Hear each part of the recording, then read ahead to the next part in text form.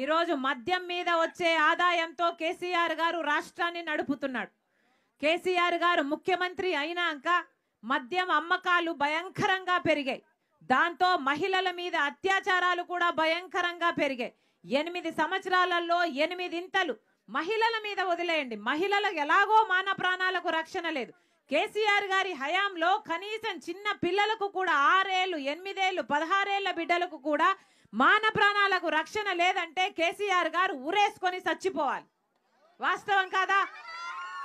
కేసీఆర్ గారు ముఖ్యమంత్రి అయినాక బాలికల మీద అంటే మైనర్ల మీద అంటే చిన్న బిడ్డల మీద జరిగే రేపులైతేనేమి దాడులైతేనేమి 8 ఇంతలు పెరిగాయి కేసీఆర్ గారు ముఖ్యమంత్రి అయిన తర్వాత. కారణం ఎక్కడ చూసినా మద్యం ఏర్లై పారుతుంది.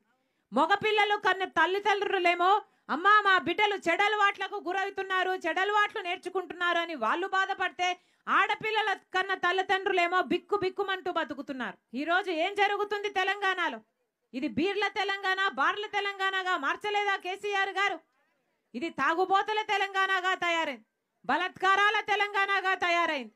టిఆర్ఎస్ పార్టీయా ఇది? ఇది తాగుబోతుల పార్టీ, ఇది రేపిస్ట్ల పార్టీ. వాస్తవం కాదా?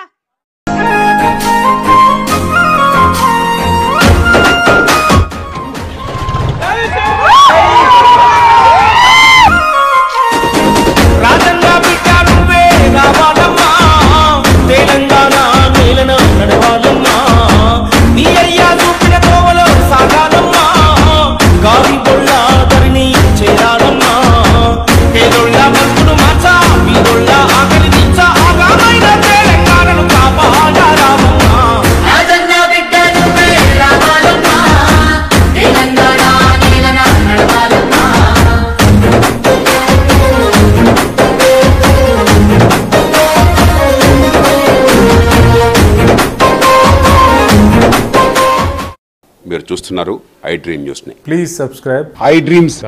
For more videos subscribe I dream. Please subscribe for more videos I dream for more videos subscribe I dream. Please subscribe I dream channel. Do subscribe I dream. I dream channel ని subscribe చేయండి. Do watch I dream.